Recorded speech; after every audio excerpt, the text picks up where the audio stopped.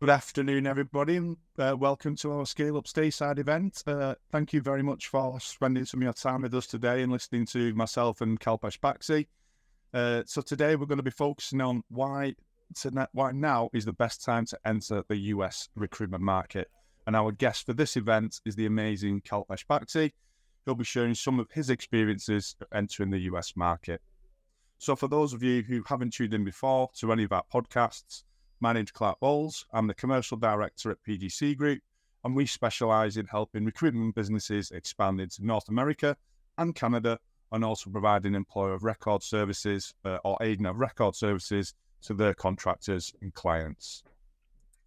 So today I'm very lucky to have Kalpesh Baxi joining us, an extremely credible figure in the industry. Kalpesh has over 25 years worth of experience working with startups, mid-market businesses, enterprise clients, and has built an extremely impressive portfolio of skills that have ultimately led him to run and grow a number of successful recruitment businesses, including the likes of Hamlin Williams, S3, JP Gray, and he now runs his own specialist advisory business and leadership consultancy practice, which focuses on supporting recruitment companies and the wider staffing industry ecosystem around turnaround, transformation, change, and growth, as well as various different NED appointments. So without further ado, I'd like to welcome Kalpesh. Kalpesh, thank you very much for joining us today. Your time is hugely appreciated, and I'm sure you'll be welcomed by all of our audience. So how are you today? What have you been up to? Anything exciting? So first of all, thanks for having me, Clarke and PGC.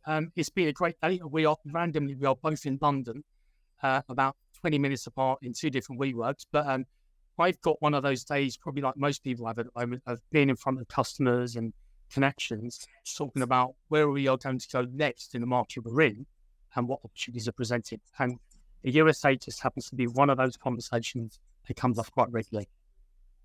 Brilliant. Wonderful. Thank you. So we've got a lot to get through today. We've only got 30 minutes. So I just want to ensure that we use this time wisely and use your time wisely and really offer the most value to our audience. So some of the topics that we're going to cover are why the US market and what the opportunity looks like over there, why the recruitment businesses traditionally shy away from the US market, delve specifically into contract versus perm, and really then just looking after some of your top tips on why the US and some things that potentially you may do differently now with the hindsight that you've got. We usually do get some questions, so please feel free to ask any of those questions in the comments section if you do. If you're interested in joining the US or you've got some ambition to do that, please let us know. Or if you've got any live questions that you want us to ask, please go for it. If we don't get around to all of them, we will do after the event. But Kalpesh, so in your experience, why do businesses traditionally shy away from the US? I think it's the great unknown to some extent, Clarke, right? So, the USA has this reputation of being a really hard place to do business traditionally, which I think is unfair. Every place has got their own elements. I think that the simple fact is when people think about doing the USA, the starting point is where do you start? And this whole concept of the regulation challenges, doing it properly, the risks that were involved. So in fairness, most of the time, recruitment companies don't think about the USA because they're worried about what they're going into. And they don't spend enough time planning and doing the research to actually fully understand what the opportunity is. Look, we were talking about this earlier on, $114 billion industry compared to 50 billion in the UK. The numbers just speak for themselves. Yeah, so I mean, if we just look into that then, so that seems really obvious to me. So if we've got a $212 billion market over in the US and we've got a $57-ish billion staffing revenue market in the UK, why isn't everybody doing it? Is it a real opportunity? Is it more saturated? How have you found it? I think it's a genuine real opportunity. It's like anything in life, right? Where companies need to understand, is it something they really want to go after? I think if you look at the last couple of years, companies are now working out, they're UK-centric companies. COVID has become a bit of a leveler to some extent, where I see near-shore companies, if you want to think of it that way, the recruiters based in the UK covering the USA. I think companies are now becoming more comfortable with the fact that actually the time zones and the way that you work and the way that you engage in the USA, companies are now starting to look at it as an opportunity. I think that the other part we've got to take into account is the UK has more recruitment companies than the USA has. So you've got other opportunity. I think for most recruiters, it's actually understanding where do you start and how do you enter that place as a starting point.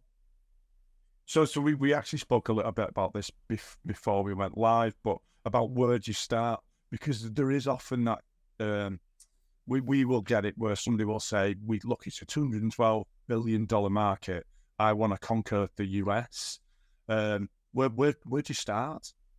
So I think, we work in a really unique industry. And, for those people that are listening know me, I'm super passionate about our industry. And I think, I've had the privilege of working for 25 years in this game. We have a network as an industry. Now, whether you're part of a club, a network, or whichever way you do it, recruiters are actually really handy in terms of sharing. So my starting tip for anyone is don't talk to someone that's already doing it, that's learned from it, that's learned the mistakes, that's doing well, because you'll find if you just simply ask the question, your competitors, to some extent, will share information with you to tell you how to tell you what they've learned and how to go about cracking that nut.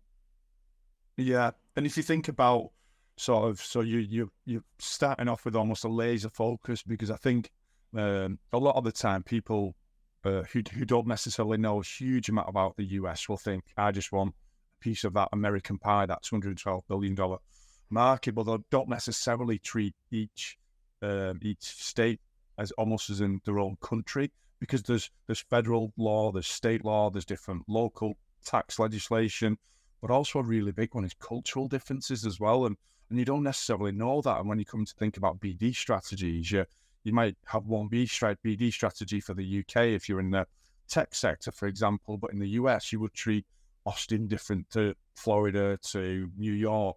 How did you overcome all of that? And did you do anything different? How did you go about winning business? So, no, I'm going to be upfront. I got it wrong. I remember when I started talking to a few different companies over the period, and I was lucky with companies like S3. We had an amazing leadership team that went over there that we could piggyback and learn from as we landed and expanded into different locations. I think, whenever I talk to anyone, my first alarm bell is when someone tells me I'm going to do IT in the USA. I'm like, oh, no, you've not really thought about this properly at all, because, and the analogy I use with anyone that I work with is, right, start small to go big. So pick a skill set, pick an industry segment. So start as small as you potentially can, learn your lessons, grow, scale, and then bounce out to different places. You do need different BD strategies. You're talking about different time zones. You're talking about different cultural nuances. So whether you're dealing with New York City or San Francisco as an example, or Dallas, they're all going to be slightly different in terms of how you need to approach them, how you engage with customers in that area as well. So take time to understand, right, how do I need to approach it, and build out your different playbooks in how you go operate in those different areas. But definitely, look, one of my big takeaways I've learned over the years, particularly with the USA, and I know we'll touch on Canada later on as well, but start small, start focused, try and take the learns you've got from over here. Talk to your network, right? Yeah.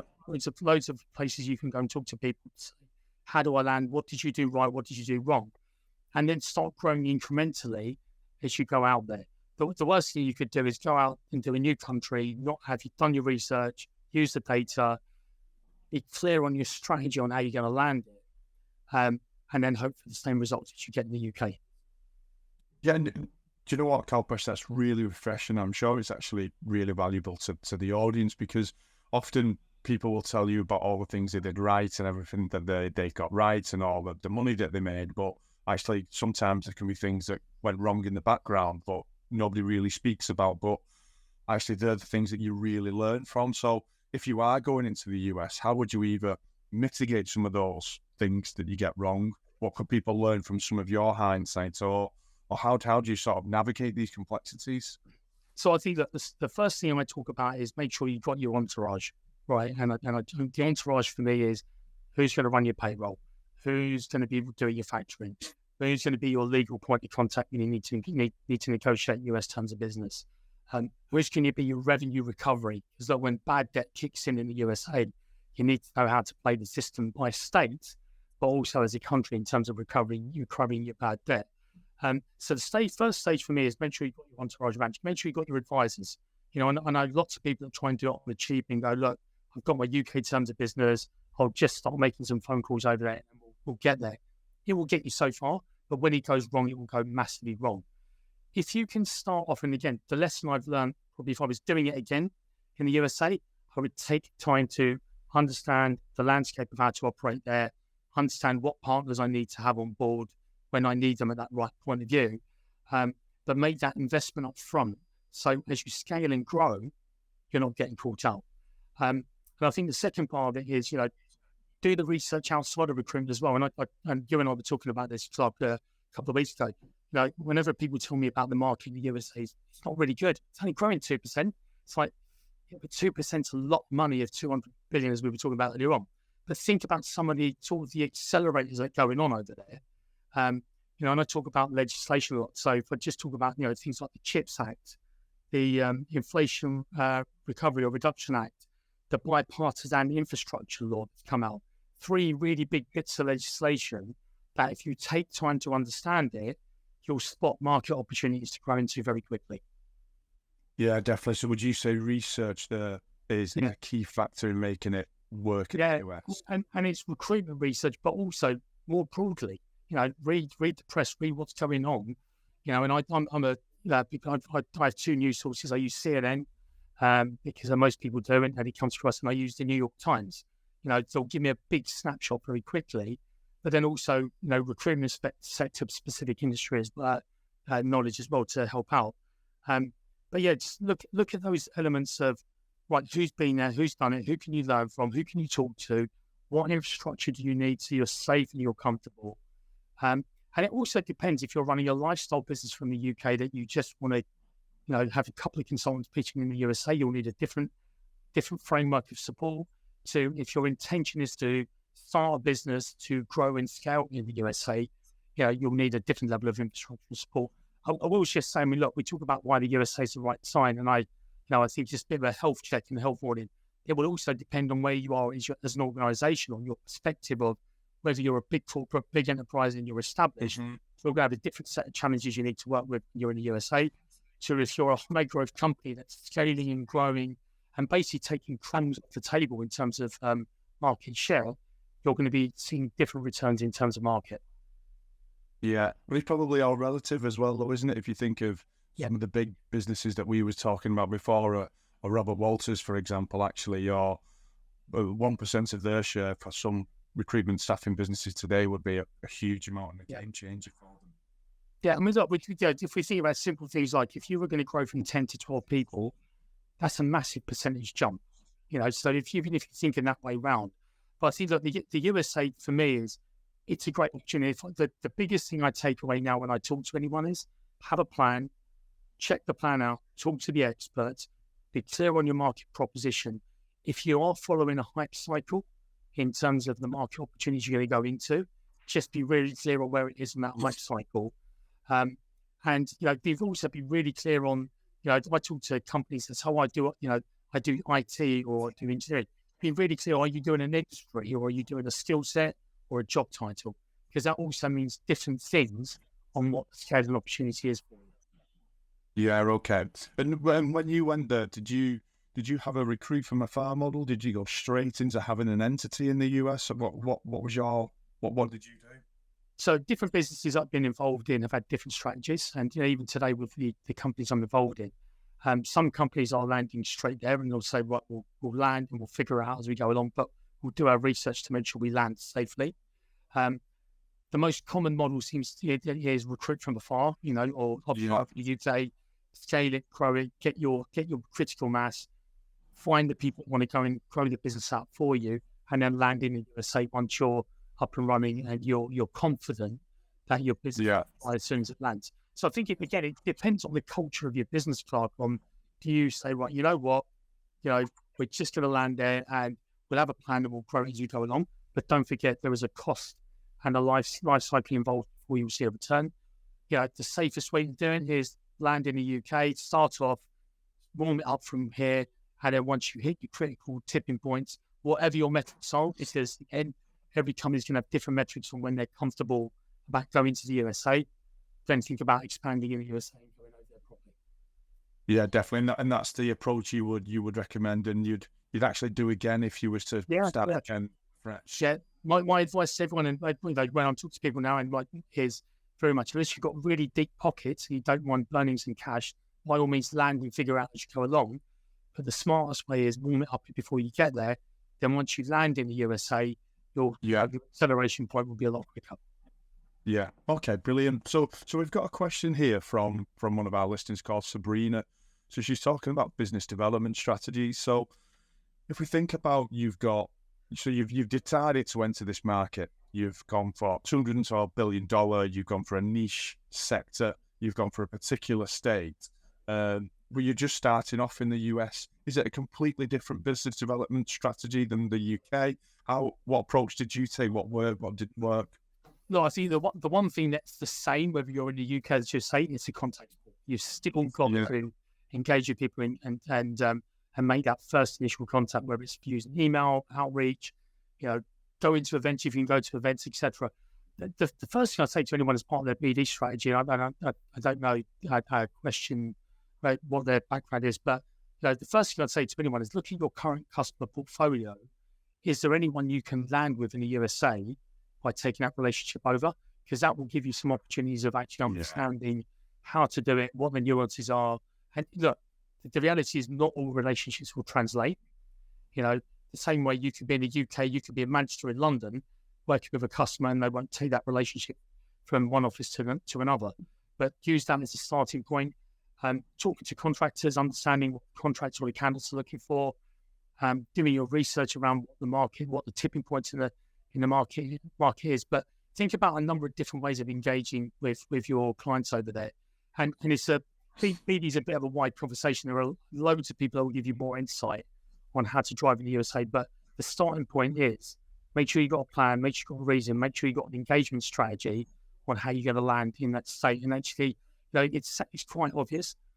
Reading the UK news will not help you if you're trying to break into Dallas or Tampa. Find out what is relevant and local in that region to help you out. I'll give you an example, Clarke. I used to run a healthcare business that had a customer cluster in Tampa.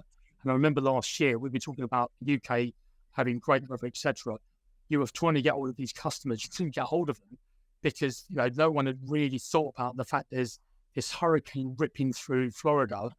Makes it hard for them to talk to you, and they've got different challenges, i.e. there's a roof still on top of the medical facility. So it's just understanding that nuances and having those little snippets. The same thing you'd do in the UK, you'd find a reason to engage with a customer to have a meaningful conversation. Yeah. Do you know what? It's an absolutely great point. You've obviously knowing recruitment, but also just know the environment, know what's happening in that state where you're currently. Is there something going on which may reduce your contact rates, or is there some form of warehouse? Or is there anything that's going on that you should be aware of, and you would be if you was living, knowing the culture? Yeah, I think it's a little point, but and again, I always have a wry smile when I talk about telephone numbers and how to do it. Again, this is about talking to your network and understanding, etc. But understand that actually, look, mobile phones in the USA are actually, there's not one standard number centric. So if you are going to call California, make sure the numbers sync that you've got for your telephone numbers makes sense for that region as well. Because if you're phoning from a New York number to California, you might as well just be phoning from a London number. Yeah. And then that makes a big difference, would you say, having the right... It makes a difference. It makes that engagement a lot easier.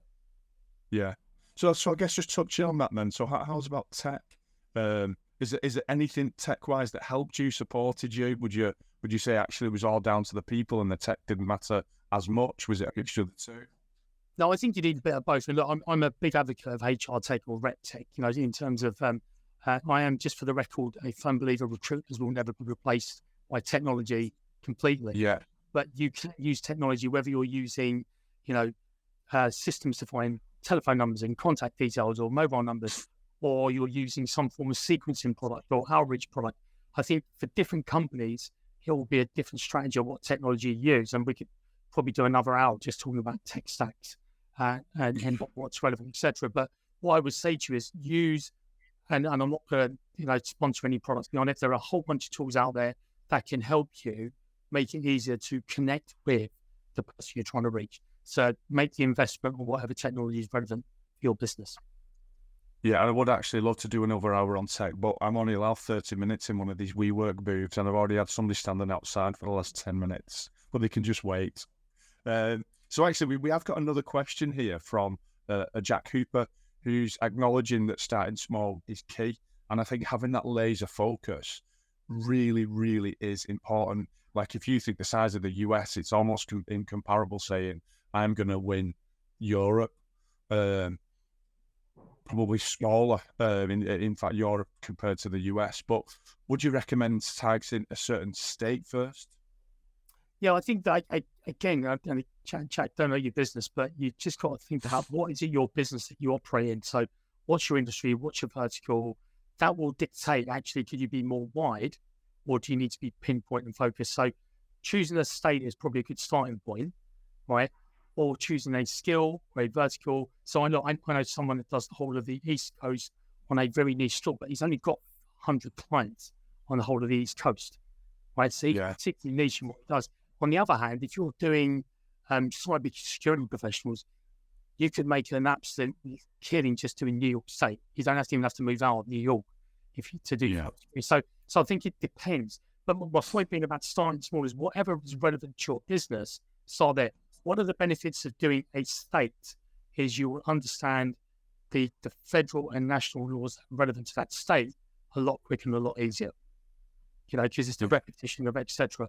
And you'll also understand the geography because, let's not kid ourselves, doing 2 blocks in the USA is like going across London to some degree. Yeah, absolutely. And would you, when you talked about getting the right entourage around you, how would you go about doing that? Would you get a new entourage? Would you incubate a team from the UK? Would you have people that you knew and trusted? What's your experience in having that core team of people? So again, it's a blend. If you are lucky as a business to have someone that has put their hand up, say that they've come through your boot camp, they want to go and grow the USA, they want to move out to the USA long term, build a team around them. Conversely, if you are starting from scratch, do you want to go and hire someone in the US that can build the USA a lot quicker, who's been there and done it? I think when I talk about entourage, Clarke, it's 2 things. One, build your advisor network. People who know shortcut and navigate it. 2, it's about the employees that are going to be running that opportunity for you. But entourage for me is also, look, have you spoken to BGC about things like the services that BGC can offer? So entourage is a number of different people. The same as in the UK where you have a favourite umbrella company, you'd have your person you go to give you legal advice. You need all of that in situ. And in many cases, the people in the UK probably won't be able to support you in the USA. So just pick and choose the right people to make sure they can help land and do that properly as well. Yeah, and I think just reiterating that point, at PGC, we wholeheartedly believe that we're the best at what we do in terms of employer of record, US expansion, agent of record, and the service and the values that we offer. But we're also competent enough to know that we are legal experts who can help you write your whole terms of business for the US. So we have our partners, and same for cross-border accountancy, for example. And I guess a competent person in business is knowing, actually, these are the bits that I want to do, that I have to do, that I can do, that I'm an expert in, but also understanding the bits that you can't do and surrounding yourself with those good people. Clarke, I've talked to some amazing leaders in the last couple of months, right? And the best ones, and there's a common trait, the best leaders that are having the most success landing in the USA have a couple of things. Number one, they're really, they're upfront about the fact they haven't got all the answers, and they've put together all the people that have the answers that they don't have, so they can focus on selling, building that recruitment business.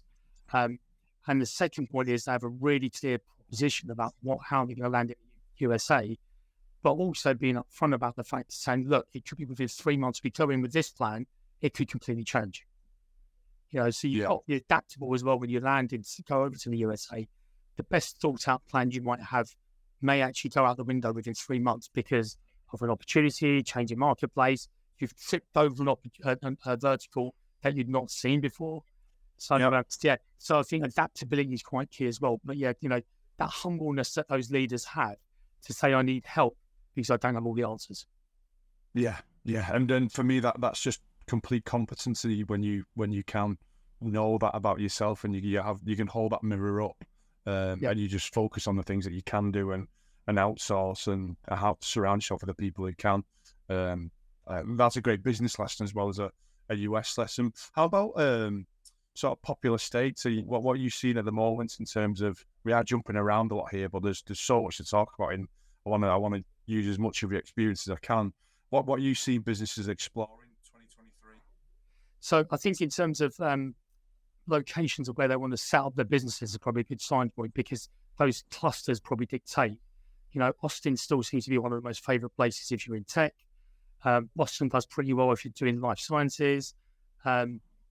Denver seems to be a pretty popular place at the moment as well, because it's the time zone work. Yeah.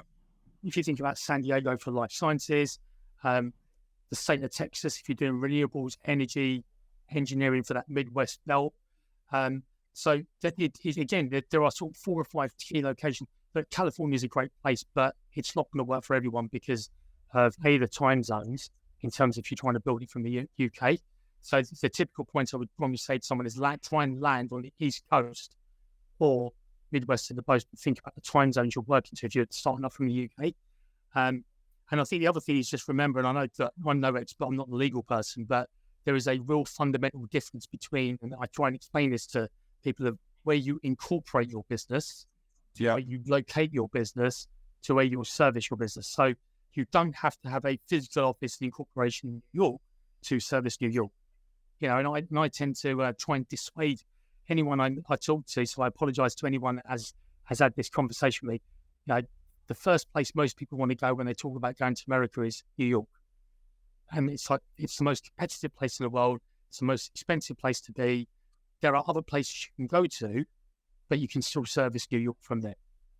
Yeah, and I think there's so many factors that people take into consideration. Obviously, you see the New York lifestyle and you go, I want a piece of that. Well, actually, similar to the UK, since we have COVID, actually a lot of people moved out of New York because they didn't actually have as much of a New York lifestyle or paid the New York taxes. So we did see in the US actually that a lot of the talent moved around, especially with contracting, which is why we're an employer of record in all 50 states, and we'll touch on it now, but also the 10 and 3 provinces and territories in Canada. What are your thoughts on Canada at the moment? So, I've almost had a wake up epiphany on Canada in the last couple of months, right? And I will quote SIA in a minute. Canada is the 11th most attractive recruitment market in the world. It is the number 1 market in the Americas. So I think it's all about understanding where those opportunities are.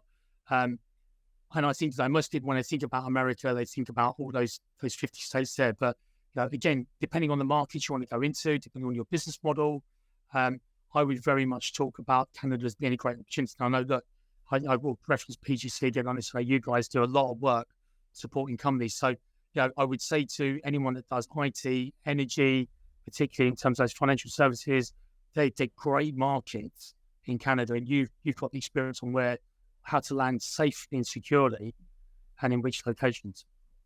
Yeah, apologies if I dropped off the chap who was talking about trying to get in after 30 minutes. So I'd be talking about the US and wanted a piece of the action. I said he's got to wait. But I appreciate that. Okay, so I think we've gone through quite a lot there, Kalpesh. Is there anything really that you would like to get across that we haven't gone through already? No, I think that the punch I'd give to everyone is there's probably the basic formula is the same as you would do anything in the UK.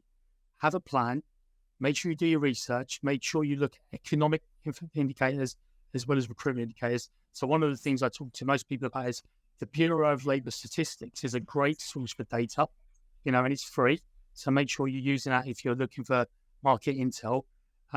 Get your entourage ready, and don't be scared about contract versus perm. But again, it's different companies will have different plans on whether you land doing contract from day one or you land doing permanent from day one. Either way, all you've got to do is understand the nuances of the landscape you're operating in. Yeah, wonderful. We've actually had quite a few good questions here, but what we'll do is we'll pick them up afterwards. But some of them around metrics, which I think are really important on what metrics you're looking at, especially initially, because they may also then change as you start to progress as a business. Is there anything actually that you'd want to touch on right now on that, or do you want to go back to that at another point? No, I think that's probably the metrics is probably like a technology conversation, but that's probably a better one to come back to. Brilliant. We'll reply to that on the LinkedIn comments or to you directly. But Kalpesh, thanks so much for your time today. Really, really appreciated it. And thank you for everybody who's listening to the show. If you do have any further questions, please feel free to drop them either in the comments, message either myself, Kalpesh, or anyone at PGC directly. But we're here, always here to support, and thanks a lot for your time. Take care, everybody. Thank you, Kalpesh. Thank you, everyone. Nice.